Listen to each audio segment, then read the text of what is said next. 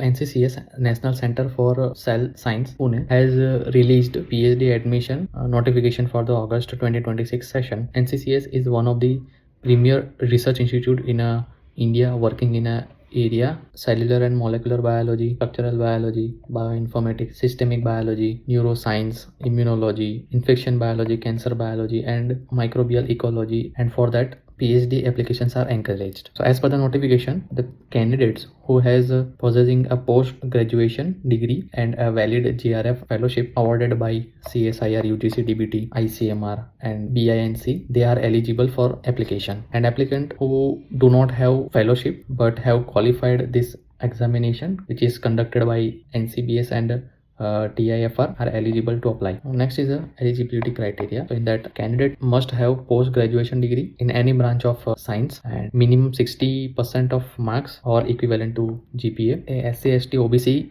category and a person with a disability, they will get an 5% marks relaxation. Candidate must need a fellowship. Very important, candidate who have only qualified lectureship, they are not eligible to apply. For technical queries related to application, you can contact to this email ID as given here. Add a subject line PhD admission query.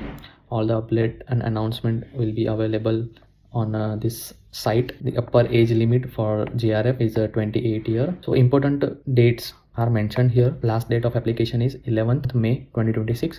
Here is the application link. You can click here for application form. It will redirect to a new tab.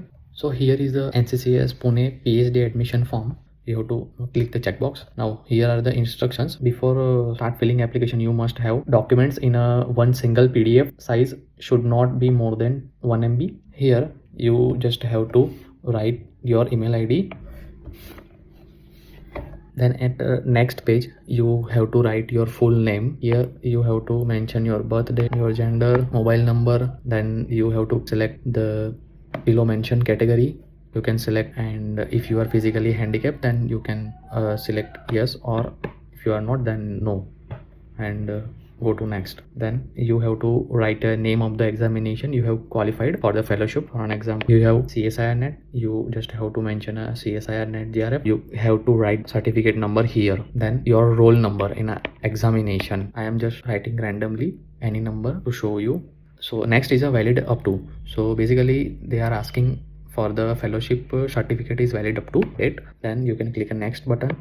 In a next, you can find the name of the university of your post-graduation. For an example, my post-graduation is from Gujarat University, so I am writing Gujarat University. So year of passing or final examination. So I have qualified my post-graduation in 2024, and subject I have qualified post-graduation in pharmacology. So I'm writing pharmacology. My CGPA was 8.24. Specialized subject. So you have to write all the subjects of your post-graduation. For an example, research methodology, then analytical methods, then pharmacology, and all the subject whichever you have studied in your post-graduation. You have to mention all the subject here. Then click on the next button. Here you can find this. All the applicant must have to submit their research interest in a form of the statement of purpose. So in the statement of purpose, you have to write broad interest area, in which area you want to work. For an example, I have written this SOP. You have to write the SOP less than 1500 characters. If you want to mention if any awards or anything, then you can mention here, and any other information if you want to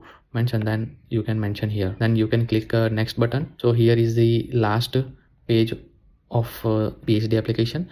Here you have to upload the PDF which first discussed, not more than 1 MB, and all the documents should be in a sequence like a birth certificate, then post-graduation mark sheet, then award letter, passport size photo. At last you have to attach the caste certificate or non-familiar certificate or physical handicap certificate or EWS certificate as applicable to you. Then file attached with all the document mentioned. You have to give a name to the file like your first name _ your last name. Now you can attach your document PDF and click on a submit button to submit your application. This is the process. Here no application fees they have asked.